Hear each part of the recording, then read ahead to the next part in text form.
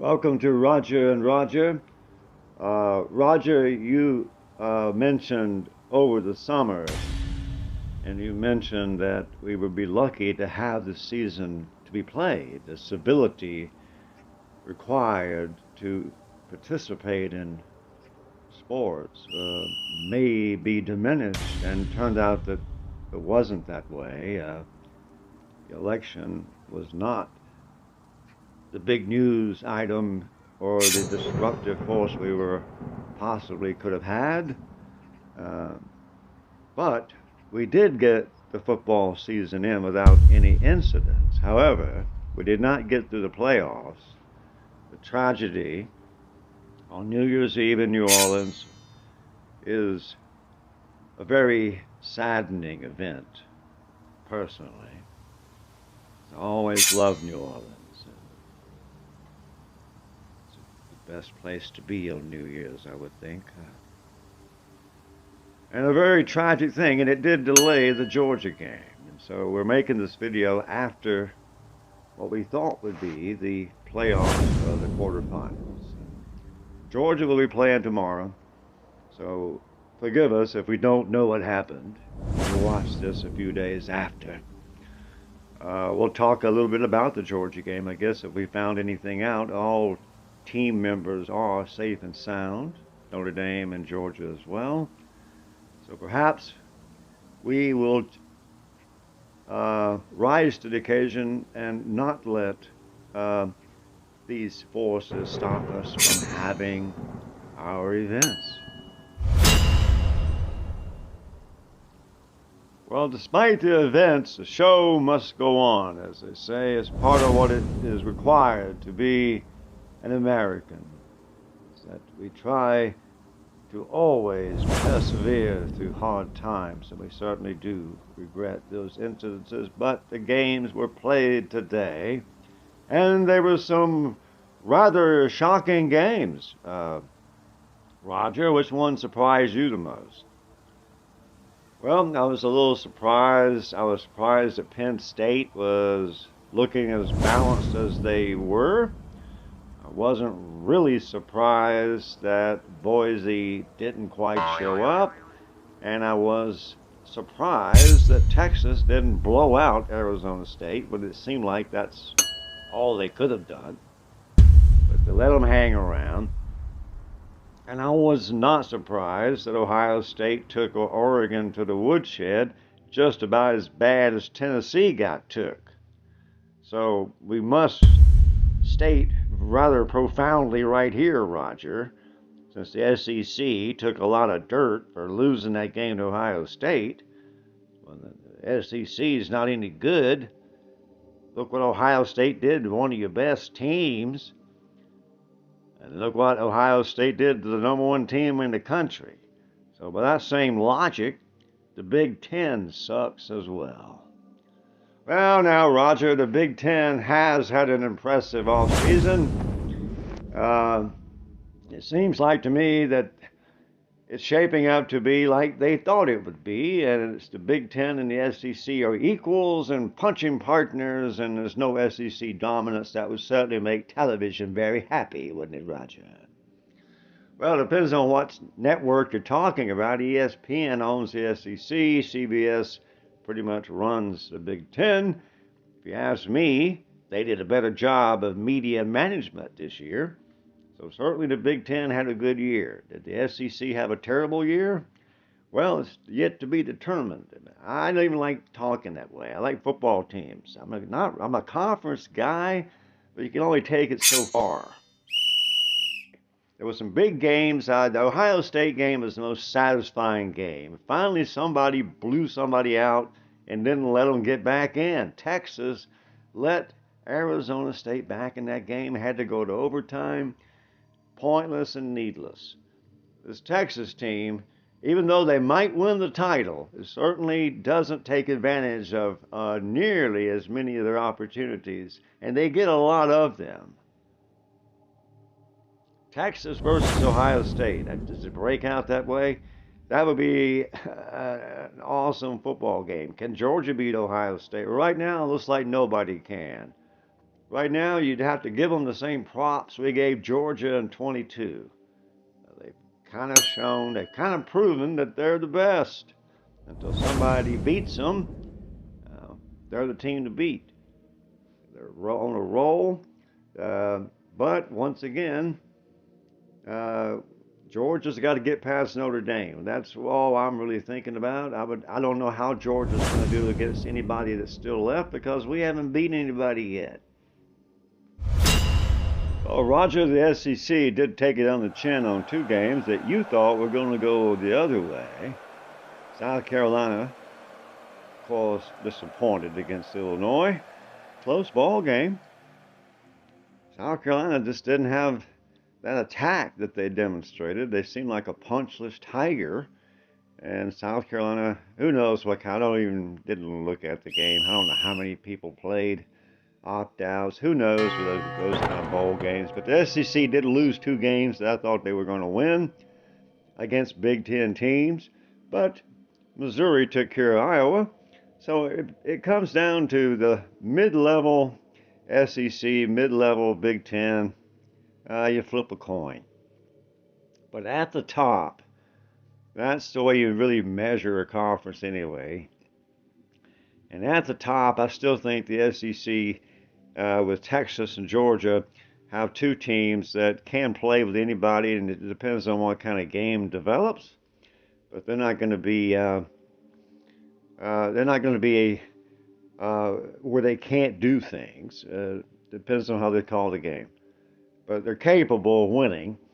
And Ohio State has gotten a lot of mileage out of beating Tennessee and Oregon. And when you really think about it, what exactly does that represent? I was never sold on Oregon. I mean, last year they were not even the best Pac-12 team. One year, did they do that much? Well, looks like they didn't. They look like a team like Oregon, like I thought Oregon would look. 34-0 against Ohio State at one point. Not even a football game. They made it kind of close. A little. No telling how much of that was induced by trying to keep the audience there. It seems like television gets their way in that department for some reason. I'm not sure exactly how they do that, Roger. Yes, Roger, it's not clear, but it does seem to be all the games that in the bowl games they eventually became close ball games, even though they may have not started that way. But the bowl games are not particularly what we want to talk about tonight. The Big Ten SEC battle is a tiresome subject as well. But now it's time to figure out who can win a national title. It looks like it's down to the real combatants now. Penn State, the best option for Cinderella. Penn State has the best chance to be Cinderella. I would call Penn State a Cinderella. Not exactly a graceful Cinderella, but it would be nice to see Penn State having a good run, but I think they're a little bit too one-dimensional, a little too run-heavy, and I don't see them getting all the way. If Georgia can beat Notre Dame, I think they can beat Penn State. So the real game that everybody's probably wanting to look at is Ohio State and Texas. And so let's speculate on that one for a minute, Roger. Well, that game would be probably an instant classic unless somebody gets behind 34-0 at the half. But Texas certainly has the firepower to stay with Ohio State.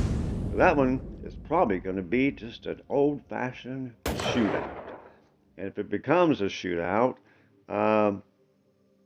Texas could eliminate the turnovers, the interceptions, and possibly beat Ohio State. Roger, what would you think about that one if you were forced at gunpoint to make a wager, like right now? Well, right now I'd go with Ohio State to beat Texas in a close ball game. Ohio State's on a roll, but having said that, they've never really done anything outside the Big Ten arena. and I'm just not sold on it. I don't care what the stats say and all that. I'm not sold that the Big Ten, top to bottom, provides the competition level to basically make a team become a champion. That's what happens in the SEC competition. Just to get to the championship level, you have to earn your stripes. And Georgia and Texas uh, represent two good teams in the SEC. The rest of them are definitely a step behind.